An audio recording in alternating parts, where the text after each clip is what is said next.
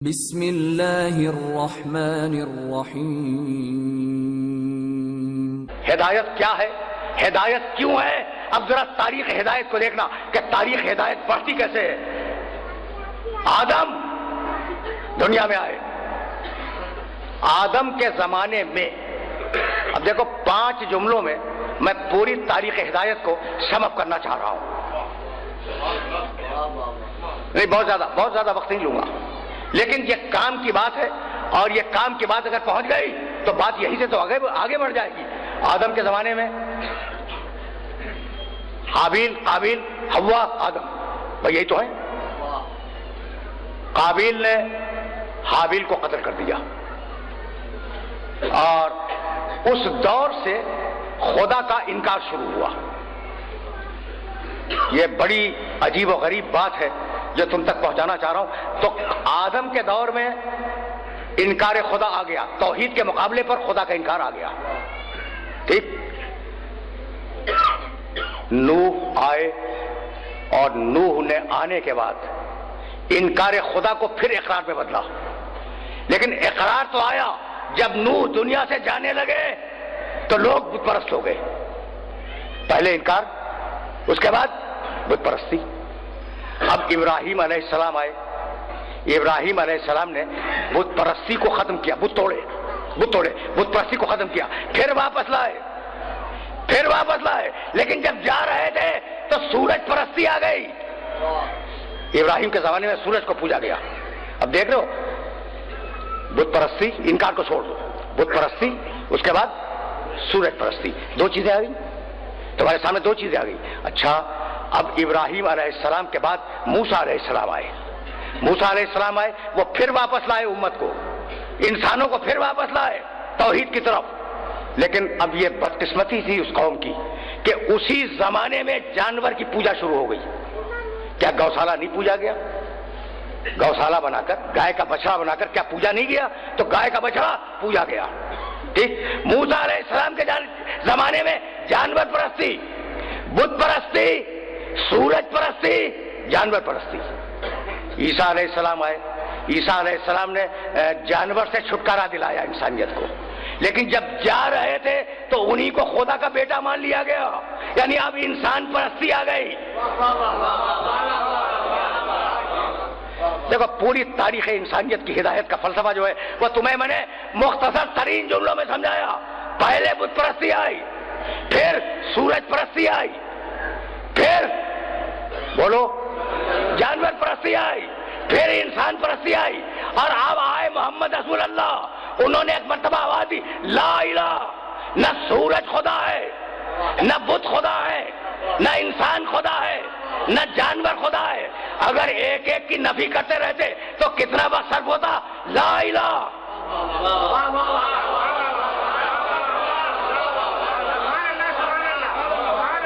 دیکھو، اب موضوع کے تقاضوں کو تو پورا ہونا ہے، اور جب موضوع کے تقاضوں کو پورا ہونا ہے تو بہت تیزی کے ساتھ آگے نہیں بڑھوں گا، تمہیں روکوں گا۔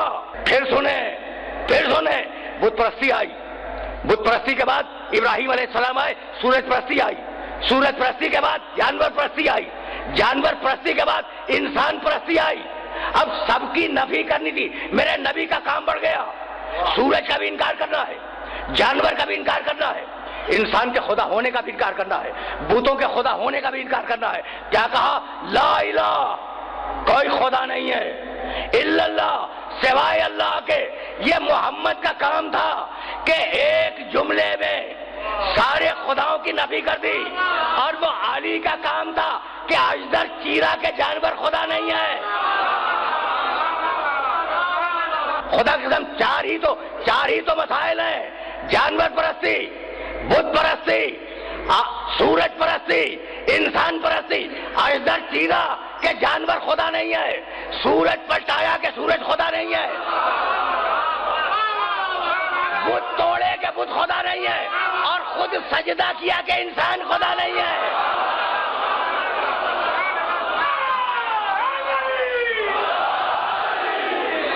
ادھر ہدایتیں آ رہی ہیں، آدم آئے، نوح آئے، ابراہیم آئے، موسیٰ آئے، عیسیٰ آئے، محمد رسول اللہ آئے۔ بھئی عجیب مرحلہ فکر ہے، اور اس مقام پہ رک کے سننا، عجیب مرحلہ فکر ہے.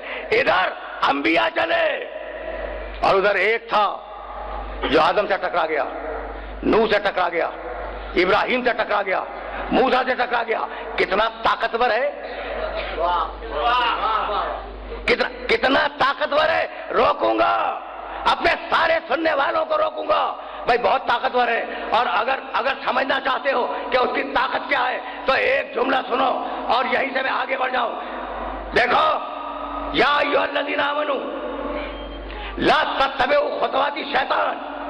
اے ایمان لانے والو, اے ایمان لانے والو, خبردار شیطان کی پیروی نہ کرنا. یہ اب یہ بتاؤ, یہ کن ایمان لانے والوں سے کہا گیا؟ ایک سوال ہے میرا کہ اے ایمان لانے والوں, شیطان کی پیروی نہ کرنا.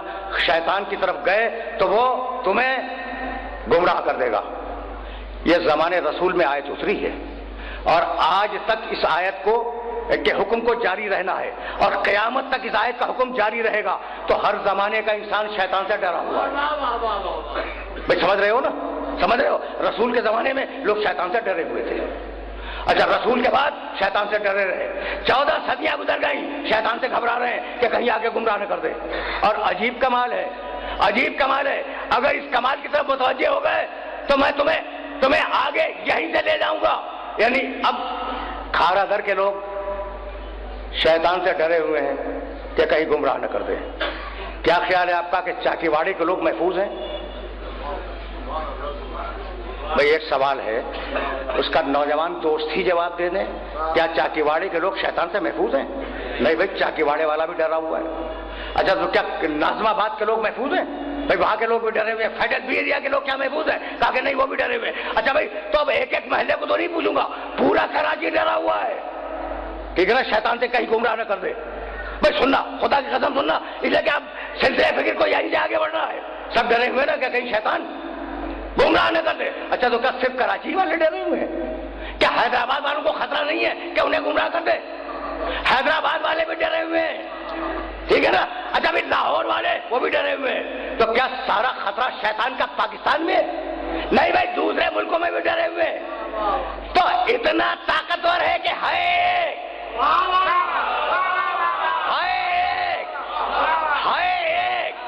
مگر ہر انسان ڈرا ہوا ہے کہ کہیں گمراہ نہ کر دے.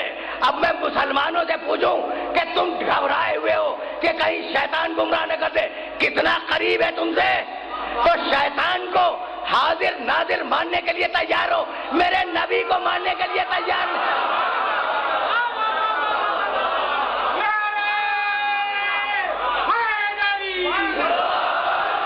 پوری طاقت لگائی ابلیس نے. رب نوح کی دعا, اب آیا ہوں میں, پھر اب نوح سے متصل ہو کے آگے بڑھ جاؤں گا. رب لا تذر علی الارض من الکافرین دیارا. مالک اس روئے زمین کے ایک ایک کافر کو چن کر ہلاک کر دے. مالک اگر تو چھوڑے گا تو یہ لوگ سوائے فاسق و فاجر اور کافر اولاد کے کچھ پیدا نہیں کریں گے. بہت توجہ رکھنا, وہ کچھ بھی پیدا نہ کریں گے سوائے فاسق و فاجر اور کافر بیٹوں کے. ان کے یہاں کچھ پیدا نہیں ہوگا. مالک فلم یزدہم انی دعوت قومی لیلا ونہارا. میں نے اپنی قوم کو دن میں بھی پکارا, رات میں بھی پکارا. فلم یزدہم دعائی الا فرارا. لیکن مالک میں پکارتا رہا, وہ بھاگتے رہے. میں پکارتا رہا, وہ بھاگتے رہے. انہیں ہلاک کر دے. پروردگار نے کہا نوح خرمے بو دو, ہلاک کریں گے.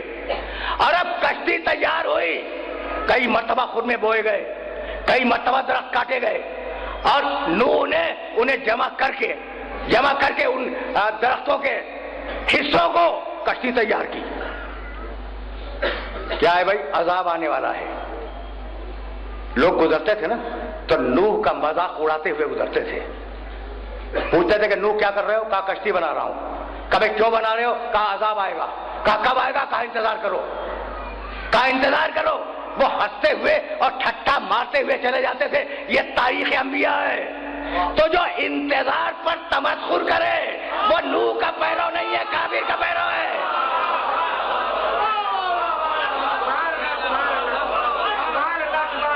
اور جب کشتی تیار ہوئی تو ما آمن معہو الا قلیل، بہت کم لوگ ایمان لائے تھے، وہ کشتی میں سوار ہو گئے۔ بھائی کل میں نے حدیث کوٹ کی تھی اور جی چاہتا ہے کہ حدیث کو کوٹ کر کے یہیں سے میں آگے بڑھ جاؤں۔ مسئلہ اہل بیتی کا مسئلہ سفینۃ نوح، من رکبہا نجا ومن تخلف عنہا غرق بہوا۔ بہت معتبر علماء نے یہ روایت لکھی ہے، حوالے نہیں گنواؤں گا، ہمارے وقت میں اتنی گنجائش نہیں ہوا کرتی۔ بڑے معتبر علماء نے لکھی ہے، میرے اہل بیت کی مثال، میرے اہل بیت کی مثال نوح کے سفینے کی مثال ہے، نوح کی کشتی کی مثال ہے۔ جو سوار ہو جائے اس نے نجات پائی، جو منہ کو پھیرے وہ ہلاک ہوا۔ یہاں تک آ گئے، کیا مکمل تشبیہ ہے۔ ادھر نجات کے لیے نہ تنہا نوح کافی، نہ تنہا کشتی کافی، یہاں نجات کے لیے نہ تنہا قرآن کافی، نہ تنہا محمد کافی۔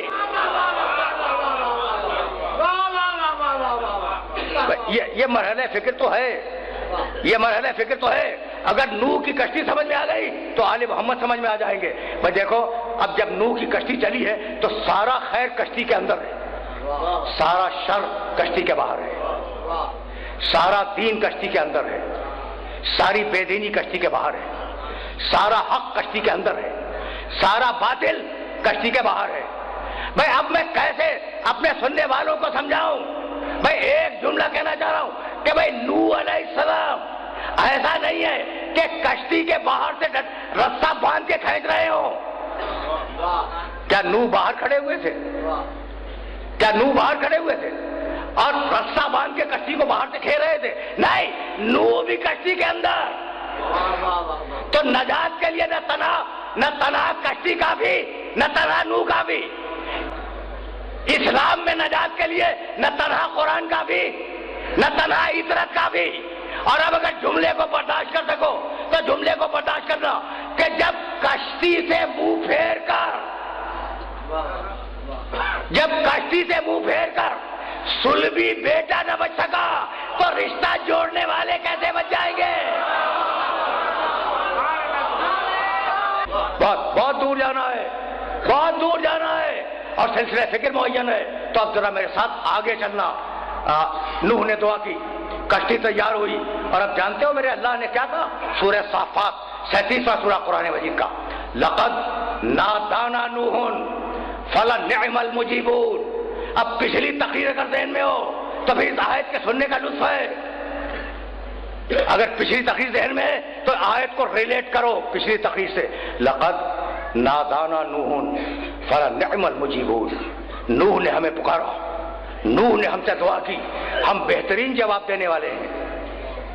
سن رہے ہو؟ اللہ بول رہا ہے، نوح نے ہمیں پکارا، ہم بہترین جواب دینے والے ہیں۔ نجینا، کیا کمال کی آیت ہے، نجینا ہو وَأَهْلَهُ مِنَ الْكَرْبِ الْعَظِيمِ۔ نوح نے ہم سے دعا کی، ہم نے نوح کو بچا لیا، نوح کے اہل بیت کو بچا لیا۔ رک جاؤ، بہت نازک مرحلہ فکر ہے، اور اس نازک مرحلہ فکر پر تمہارے سامنے دلیل رکھنا چاہ رہا ہوں میں۔ کیا کہا؟ نوح کو ہم نے بچا لیا، اور کس کو بچایا؟ نوح کے اہل بیت کو۔ اب کل کی آیت غور کرو، ضرب اللہ مثلا للذین کفروا امرأۃ نوح وامرأۃ لوط۔ یاد کرو کہ ہم نے نوح کی اور لوط کی بیویوں کو ہلاک کر دیا۔ تو سورہ تحریم میں کہا کہ نوح کی بیوی ہلاک ہو گئی، سورہ صافات میں کہا کہ ہم نے نوح کے اہل بیت کو بچا لیا۔ تو بیوی کچھ بھی ہو، اہل بیت میں داخل نہیں ہے۔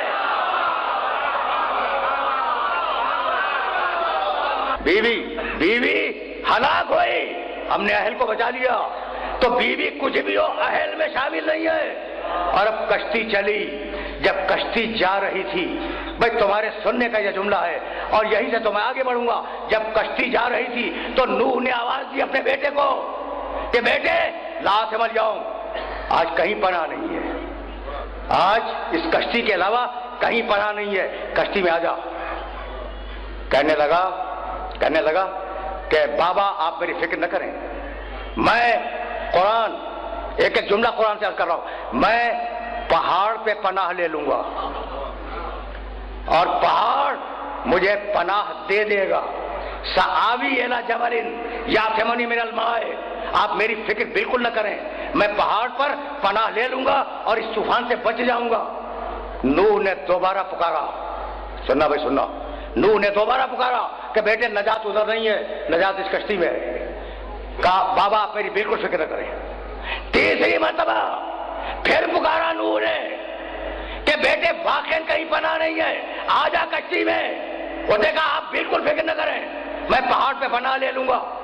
دیکھ رہے ہو پانی چل پڑا، پانی اس کے پیچھے بھاگ رہا ہے، وہ دیکھ رہا ہے کہ اب سیلاب آ گیا اور پھر کہہ رہا ہے کہ میں پہاڑ پہ پناہ لے لوں گا۔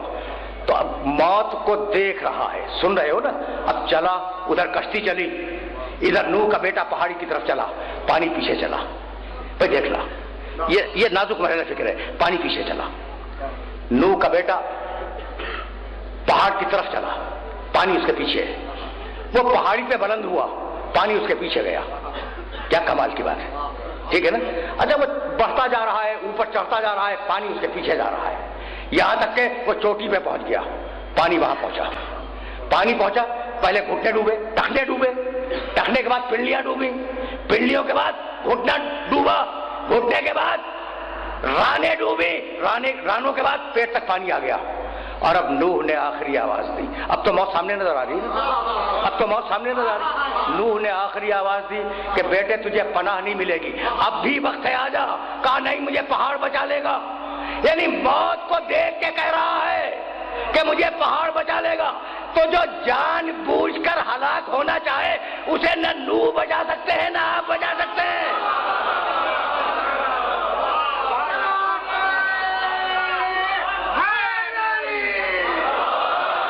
آخری مرتبہ کہا کہ مجھے پہاڑ بچا لے گا، کشتی چلی گئی، نوح کشتی کو لے گئے، کشتی چلی گئی، اب پانی سینے تک آیا، سینے سے گلے تک آیا اور سر سے گزر گیا، ٹھیک ہے نا؟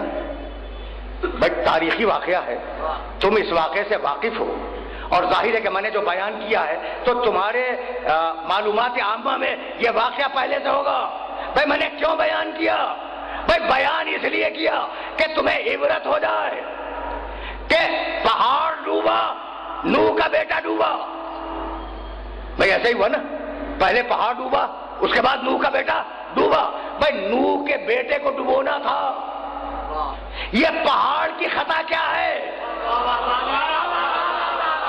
بھائی عذاب آنا تھا تو نوح کے بیٹے پہ آتا، یہ پہاڑ پہ عذاب کیوں آ گیا کہ پہلے پہاڑ ڈوبا پھر نوح کا بیٹا ڈوبا؟ قیامت تک کے لیے قرآن نے سبق دے دیا کہ جو کسی غلط آدمی کو بلند کرے گا،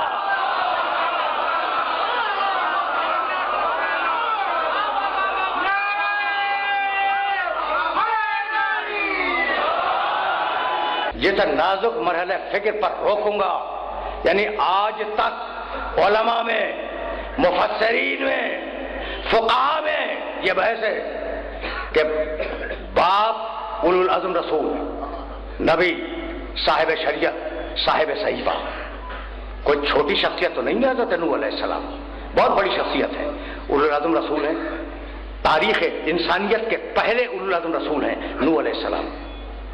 اچھا جب رسول ہیں تو صاحب کتاب بھی ہے، جب رسول ہیں تو صاحب شریعت بھی ہے، پہلا صاحب شریعت، پہلا صاحب کتاب، پہلا اولو العزم رسول اس کائنات کا، اور اس کا بیٹا گمراہ ہو گیا۔ بھئی ہوا کیا؟ خونی رشتے والا، بھئی ٹھیک ہے نا، وہ نوح کے خون سے تھا، گمراہ ہو گیا۔ علماء حیران ہیں، علماء نے پریشان ہو کے یہ جملہ لکھا کہ بھئی بات یہ ہے کہ چونکہ ماں کافرہ تھی،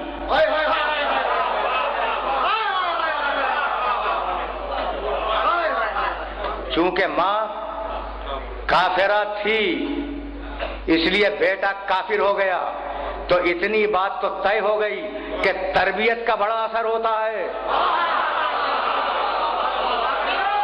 بات پہنچ رہی ہے؟ اسی لیے اللہ نے ہر نبی کی ہر زوجہ کو صاحب اولاد نہیں کیا کہ خدا معلوم کہاں پسر نوح کی داستان دوبارہ دہرائی جائے۔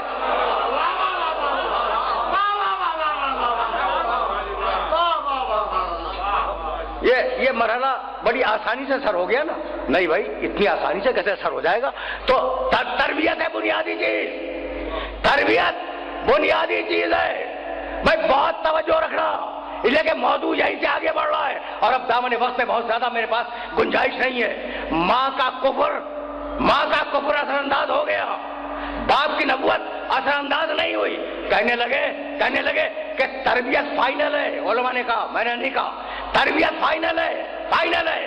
اگر گود کافر ہو، اگر گود تربیت کرنے والی گود کافر ہو تو پلنے والا کافر ہو جائے گا، اگر تربیت کرنے والی گود مسلمان ہو پلنے والا مسلمان ہوگا، اگر تربیت کرنے والی گود نبی ہو پلنے والا معصوم ہوگا۔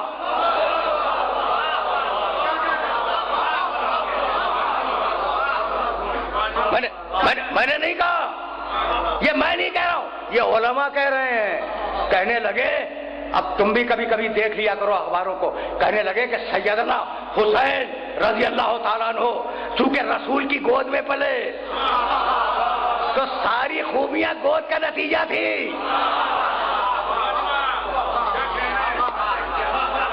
بھائی ہم نے کبھی انکار کیا؟ یعنی ساری حسین ابن علی کی ساری خوبیاں رسول کے کھاتے میں ڈالی جائیں، اس سے بہتر اور کیا ہوگا؟ حسین منی وانا من حسین۔ اب دیکھو یہاں سے مرد آباد کے نعرے آ رہے ہیں، تو اب میری مجبوری ہے اور یہ جملہ سنتے جاؤ، میں نے مان لیا کہ میرے حسین کی ساری خوبیاں رسول کی گود کا نتیجہ تھی، تو اب یہ بھی تو بتاؤ کہ یزید کی خرابیاں کس کے گود کا نتیجہ تھی؟